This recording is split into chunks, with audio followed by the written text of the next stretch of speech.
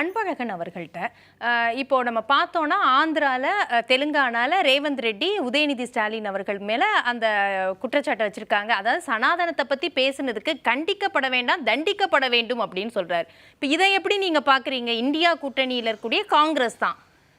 அப்ப இங்க வந்து சனாதனத்துக்கு பேசுனது சரிதான்னு சொல்லிட்டு இருக்கிறாங்க. இங்க தமிழ்நாட்டுல திமுக அதை சார்ந்த கட்சிகளாக இருக்கட்டும், அமைப்புகளாக இருக்கட்டும். இப்போ இந்த பேச்சை நீங்கள் எப்படி எடுப்பீங்க? யாரை கண்டிப்பீங்க? ரேவந்த் ரெட்டிக்கு காங்கிரஸ் கட்சிக்கும் கண்டனம் தெரிவிப்பாங்களா?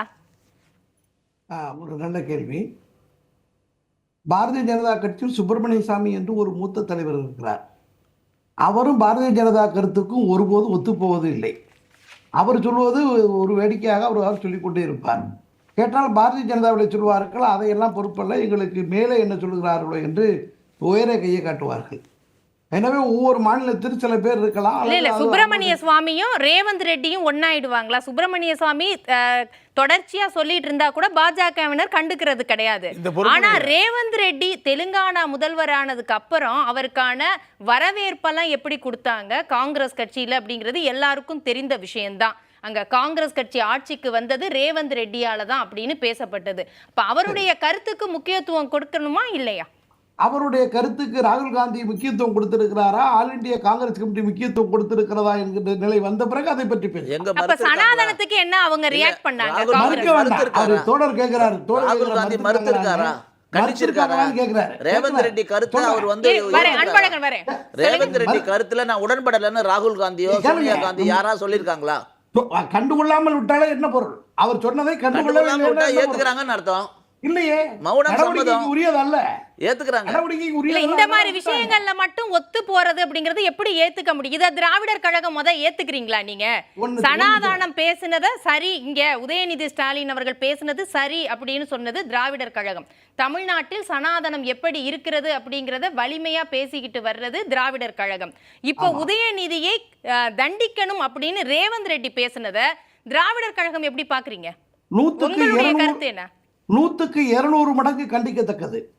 திராவிடர் கழகத்துக்கு ஏற்புடையதில்லை. நம்முடைய கலை அவர்கள் மிக சிறப்பாக ஒரு அணுகுமுறையை வைத்தார். சில கருத்து உடன்பாடு உள்ளதும் உண்டு, மாறுபட்டது உண்டு.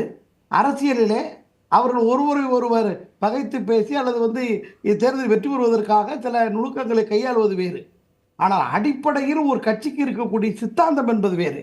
காங்கிரஸ் கட்சியினுடைய சித்தாந்தமும் இந்த பிஜேபியினுடைய சித்தாந்தமும் பார்த்தால் இந்த ஆர்எஸ்எஸ் அடிப்படையில் இருக்கக்கூடிய ஒரு அமைப்பு பாரதிய ஜனதா. காங்கிரஸ் ஒரு பாதி ஆர்எஸ்எஸ் அந்த பக்கம் இருப்பது போல் ஒரு காலத்தில் இருந்தது உண்டு. அதில் நாம் மாறுபடவில்லை. ஆனால் இப்போது காங்கிரஸில் ஏற்பட்டிருக்க மாற்றம் என்ன?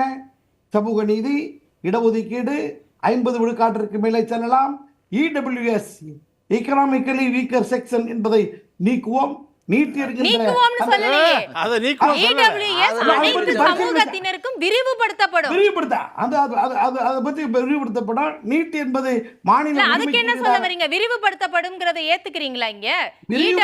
எதிர்க்கக்கூடியது தானே தமிழ்நாடு. அதுக்கு என்ன வழக்கு சொல்றாங்க? எல்லா தரப்பிலும் இருக்கக்கூடிய ஏழைகளுக்கும் அது வாய்ப்பளிக்க வேண்டும் என நாங்கள் அதை பற்றி கோரிக்கை போகிறாங்க. அதையும் பிஜேபி சொல்ல மாட்டேங்குது. ஏழை இல்லையே, இது என்ன உயர் ஜாதி ஏழை, கீழ் ஜாதி ஏழையா? அந்த இடபிள்யூஎஸ் ஒரு குறிப்பிட்ட சமூகத்துக்கு கொடுக்கறதே எதிர்க்கிறோம். அப்படி இருக்கும்போது அனைத்து சமூகங்களுக்கும் விரிவுபடுத்தப்படும் அப்படிங்கிறது அது சாத்தியமா? அது ஏத்துக்க கூடியதா? நம்மளுடைய இந்தியா கூட்டணியில இருக்கு அப்படிங்கிறதுக்காக ஏத்துட்டு போயிட முடியுமா? இல்ல. சட்டப்படி பொருளாதார ரீதியான அளவுகோல் என்பது சட்டப்படி மாறுபாடானது, எதிரானது, ஏற்க முடியாதது. பொருளாதார அளவுகோல் கூடாது, கூடவே கூடாது. ஆனால் அப்படி இருப்பதிலே கூட உயர்ஜாதி ஏழைகளுக்கு சொன்னது இது மிகப்பெரிய மோசமான ஒன்று. அதில் இன்றைக்கு காங்கிரஸ் கட்சி ஏழைகள் என்கின்ற போது எல்லா தரப்பினரையும் அதற்குள் கொண்டு வருவோம் என சொல்வதிலே கூட ஒரு லாஜிக் இருக்கிறது. என்ன சார் இது லாஜிக்? உனக்கு ஒரு கண்ணு போனா பரவாயில்லை, எனக்கு அந்த மாதிரி கதையா இருக்கு. ஒன்று பாருங்க, ஏழைகள்னா எல்லா ஜாதியில் உள்ள ஏழை தானே. மணி அடிக்கிற ஏழை ஒரு ஏழை, எப்படி